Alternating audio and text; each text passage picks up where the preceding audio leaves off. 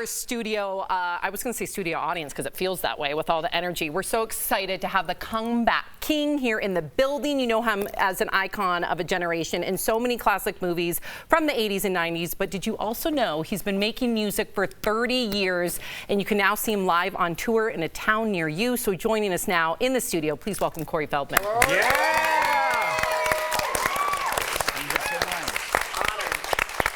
I am so excited to speak with you today. I am the comeback queen of this studio. Yes. Very nice. So royalty here. Yes, yes. So are you saying that you had a moment where you were maybe not on top and then you rose back up? Exactly. Yeah. And I believe that everyone's deserving of the comeback they're willing to earn. And you are earning it right now. You got to show up for it. Exactly. That's it. Yeah, exactly. yeah. Put in the work. So you're just getting started, speaking of putting in the work, on your Love ReTours 23. That's right. You are performing tonight in Denver. Yeah. That's right. And from my understanding of the situation, you were even driving the tour bus when you were talking to our producer. I do it all. I do it all. I'm an all-hands-on-deck utility kind of guy. That's amazing. Whatever it takes to keep the machine running, you know what I mean? I hear you. Yeah, I hear you. So how is the tour going so far? Oh, it's going great. It's going great. We just started. So the first show was fun. Last night was a little bit of a discombobulation, a little cluster, but it happens because we're going through some major stuff. This has been, I mean, first of all, love, it's all Love ReTours, but it's been the most crazy launch of any tour ever because of everything that's happened within the last 4 months, and then just, you know, kind of culminated in the last 2 weeks, which is we had a drummer quit 3 days before the tour, and that was after we spent 5 weeks training a new girl who had to come in and replace my wife, who used to be a member of the band, and then we went through a separation over the summer. She was supposed to be on the tour, but due to the separation and then the fact that she's been having some health issues, even if we were separated, we could have maintained the relationship to continue on. But that said, with the health issues, we felt it was best for her not to continue on. So that said, we had to find somebody very quickly to replace her, which we were lucky enough to find the lovely Alexandra Danielle. She's here in the studio today. Very talented young girl. She came to the table working very hard, been training like every day for 5 weeks, and she's doing a great job, and she just really brought it. We were all so proud of her, and everything was just really gelled, and it was perfect. And then I tore a meniscus in my knee with the rehearsing, and you know, because there's a lot of choreography in my show, so I went to like my knees swollen up like a grapefruit, and I'm like, what the hell is going on? I don't understand. I didn't even do anything. I was just dancing. And so then I go to the doctor, and we get an MRI. He's like, yeah, you tore your meniscus, and there's 2 tears. And then I'm like, okay, and then all of a sudden my other knee starts hurting, so I go back the other, you know, I'm like, now my other knee's hurting. He said, yeah, you probably have been, you know, counterbalancing it, so you put all the weight on the other one. Compensate, and now you probably tore that one too. And I'm like, oh, well, that's great. He's like, yeah, so I'm getting steroids in my knee. I've got slip discs in my back. I'm getting steroids for that. Then I get a sickness, and then I get a network TV show, which I can't talk about, but I end up shooting a network TV show the week leading up to the tour starting, and it's during that week the drummer quits that we have to find a replacement, fly him in, and train him in 3 days. So I'm shooting 12 hours a day on this TV show that I can't talk about, and then after the shooting ends for the day, I go home and my rehearsal is waiting. I have 4 hours to rehearse, 4 hours to sleep, back to the set. I'm exhausted. I'm exhausted.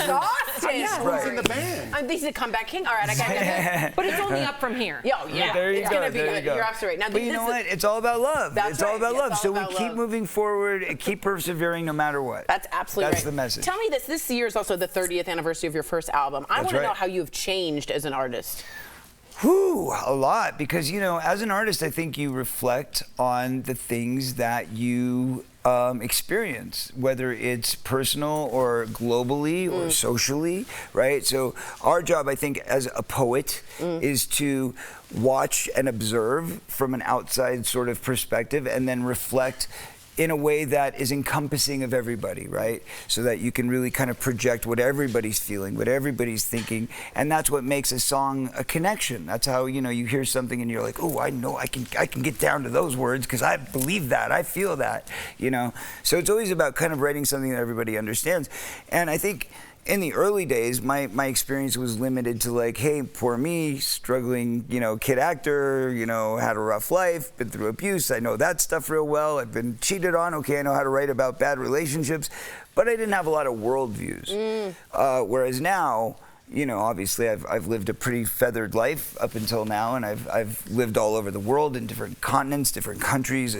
I've just been such a global traveler and experienced so many different cultures and worked with people from all different levels, helping people find their sobriety or their spirituality or whatever, just trying to help people with my experiences, being a reflective seed of wisdom, a pearl of wisdom, whatever you can be, to help people get through something so they don't have to struggle as much when they're confronted with these things. Well, you've been such an advocate on so many levels, and I know that so many of our viewers thank you for that. I want to know about Deceptive Deborah, because you just talked about, you just dropped this Great name, by the way. It is, and you just kind of like alluded to the fact that art imitates life. So tell us, here's a little bit of it. But what can you tell us about this track? I love it. I love it. It's my favorite new track. I mean, obviously because I made it, but no, I mean, like, yeah, thank you. Like, a lot of people are saying they love it, right? So I'm very grateful that people are responding so well. But here's the funny thing. So everybody right away assumes, like, okay, it's about his wife. All right, it's about his wife. But it's really not. That's the funny thing. If anything, it's actually hearkening back to my first ex-wife who I had serious issues with. But like, Courtney and I, we're friends. We're in a rough place. It's always a rough place when you're separating. It's never a good time or fun, But that said, I believe in the long haul. We built a very solid friendship. We've been partners for many years, and it's not like anything bad happened. Like, we didn't end because like one of us cheated on each other or there was a big drama or anything.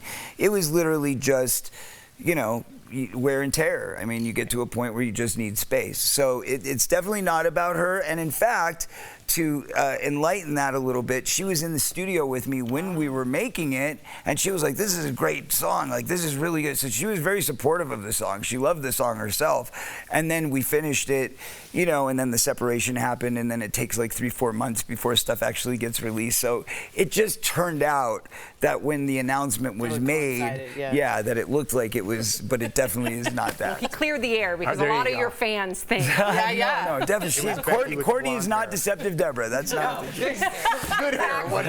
DBL Nation, see Corey Feldman tonight in Denver at Herman's Hideaway, or when he comes to your town during the Love ReTours 23. All the info is at CoreyFeldman.net, and don't go anywhere because Corey is sticking around to tell us all about his adventures behind the scenes in some of our favorite movies. We'll be right back. Yeah! Oh my gosh, so good. We're still jamming out to his music. Welcome back. We are here with Corey Feldman, who's currently touring.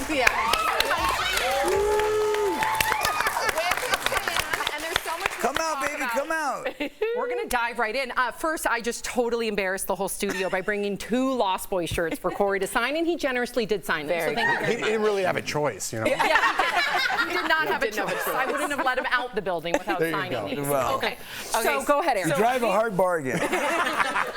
So we want to play a clip from early in your career.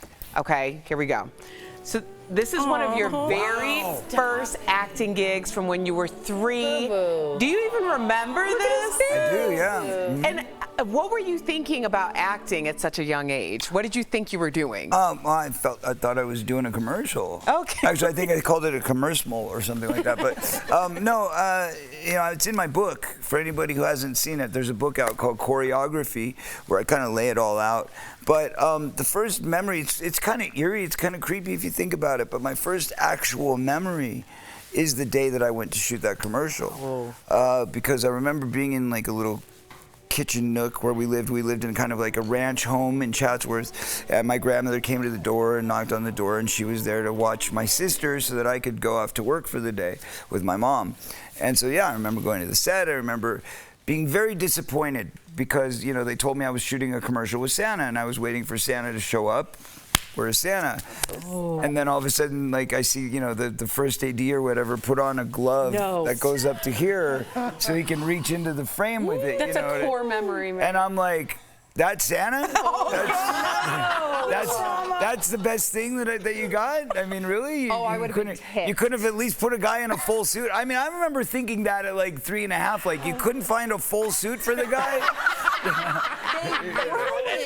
Santa for you. Yeah. Okay, so you've worked with so many great actors. Including Santa Claus. Including Santa Claus Who apparently himself. was too big of a star to put on his full costume. Right, exactly. He's a diva. So, Yep, you Diva said it here Santa. first.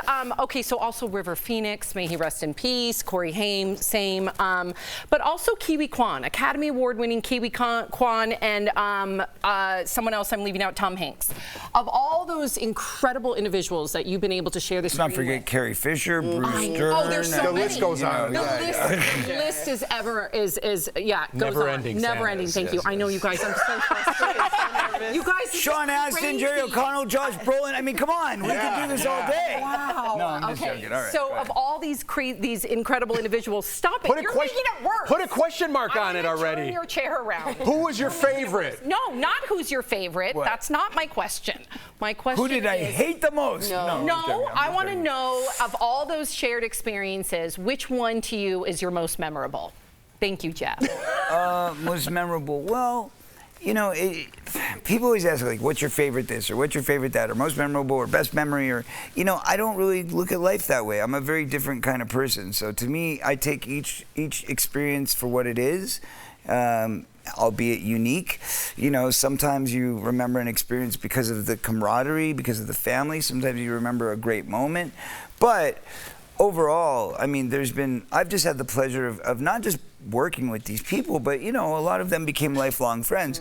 For example, Sean Astin and I are still, you know, like brothers, and, you know, we text each other, we see each other at these conventions and things like that, or we go together for dinner. Me and Key and his wife, you know. When I was married, my wife and his wife, you know, we'd all go out, the four of us.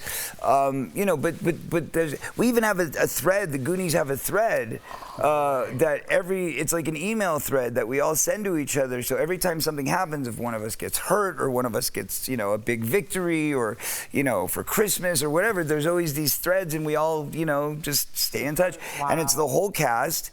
And the producers are there, like Lauren Shore Donner, Dick's widow. She's there with us. You know, some of the creative people, some of the creative team. I think Chris Columbus has been on a few of those threads. So, I mean, like, we're literally a big family still, even though the movie was shot all those years ago. And with Stand By Me, you know, I guess recently I was on the talk with Jerry. We sang Stand By Me together. He and I have been friends ever since. I mean, it's just, you know, when you're a kid and you work on something, you don't know the Hollywood game of like, oh yeah, I love you, babe, I'll get your number, I'll call you next week, and then you never call them, which is what everybody does, and it's so phony and ridiculous. So I don't play that game, never have. But that said, if I say I'm gonna call somebody or if I take the time to take their number, it's for a reason. Right. Otherwise, I wouldn't waste my time. Right. I'm not going to let Sam that ask the said- next question. Can we exchange numbers? Stop it. I'm helping you out. But back to, Hey, she's married. I know. What was that? I was waiting for a Trouble, reaction. Jeffrey Schroeder. Huge trouble. Listen, we're all super fans. I am too. We grew up with you. We love you. This is a great moment for us here. I have a million questions, but let's go back to that camaraderie that you have. You mentioned Goonies. Stand By Me, it comes through on screen. Did you guys build that before the movie, or how did you guys all meet? Was it on set? Well, that was all Rob, you know. Rob had a lot to do with that. Oh my God! I'm like, what's going on? There's some yelling kid in there. You know, Rob was great with that. He was, you know, really seasoned as far as working with actors and actor theory and that kind of stuff. Much more of a kind of trained philosophy than anything else I'd worked on at that point. I mean, even though obviously you're working with people like Steven Spielberg and Joe Dante and Richard Donner and all these great people. When I got to Rob, it was like, okay, now we're gonna make serious films. You know what I mean? Like, he was very serious about it. He put all the kids together for like 3 weeks ahead of time. We all hung out in this hotel. We did these exercises, training exercises, to get us the camaraderie, the energy, the connection, you know, so that it felt naturalistic, as if we'd known each other for years. And it worked. And not only that, but River and I had known each other for years. River and I were friends since we were little. Wow. And we grew up together, competing usually, but it was one of those things where, like, we both had stage moms, helicopter moms, and they, of course, were trying, they always try to keep you away from the other kids because they don't want you trading secrets, they don't want you talking about money, they don't want you all this stuff like, oh, you don't want to be friends with them because they just got that commercial from you and they did this, that. They always try to pit you against each other. River and I would be like, let's go outside and throw a ball, so we'd go out to the parking lot and be playing football or something, so we always had that connection, we always had an instant bond. And then when we both found out we were doing the movie together, we were so stoked. We sat next to each other on this little tiny prop plane that flew from LA to Eugene, Oregon. Wow. And we almost died together, in fact, because it was like really, really, really crazy turbulence that day. And the plane almost went upside down. Oh my God. It went all the way up on its side like this, and River and I were sitting next to each other like, oh my God, this could be it, Unbelievable. I mean, we could listen to you for hours, but I have to. Sure, no problem. I don't have a show to do. Let's do it. I got an idea. Hey, let's just bring all the cameras down tonight. We're gonna be at Herman's Hideaway here in Denver. We'll bring the cameras. We'll bring the crew. Let's do a live performance. Come on. Wow. Okay. I would be remiss to not mention Edgar, one of the Frog brothers from The Lost Boys. Very beloved character. And I know there's been the sequel and then the one after that. Do you think that the Frog brothers would ever make it back together? Obviously, Corey Haim, may rest in peace, but do you think there's a chance of bringing the Lost Boys back yet again? Listen, first of all, Jameson Newlander, who plays my brother in the film, first of all, him and I, like, talking about growing up and staying friends, him and I are literally like brothers. I mean, he's at my house almost every week. We play a weekly poker game with a bunch of other actors. It's kind of an actor's game. But yeah, Jameson comes over all the time. We also do appearances together, and he's even come out on my tour. So there's a couple stops on this tour, one in San Diego at the House of Blues on November 16th. Dang. So anybody that's in California or can be, November 16th at the House of Blues, we're doing something very special where we're going to show Lost Boys, and he's going to come out on stage with me and sing a couple songs. What? And then people get to meet both of us after the show. Why isn't it not in Santa Cruz? Sam needs a day off. Why isn't it not in Santa Cruz? Well, that would be next. But we did that. We did, in the 25th anniversary, I brought my band and we did a huge concert on the boardwalk. There was like 60,000 people. I moved from there already. I was Yeah, I'm sorry. But next time, for the 50th anniversary. Oh yeah, I will be there. DBL Nation. Hopefully I will too. Yeah, you will. DBL Nation, do not miss your chance to see Corey Feldman on the Love ReTours 23 tonight in Denver and across the U.S. Get your tickets at CoreyFeldman.net. Corey's single, Deceptive Deborah, and all his music is available to stream now. Thank you so much for hanging with us today, and again, for being such a big advocate, especially on behalf of sexual abuse victims. Absolutely. Very important. Thank you for that. I appreciate that. And have a great show tonight. We'll be right back. Rock out!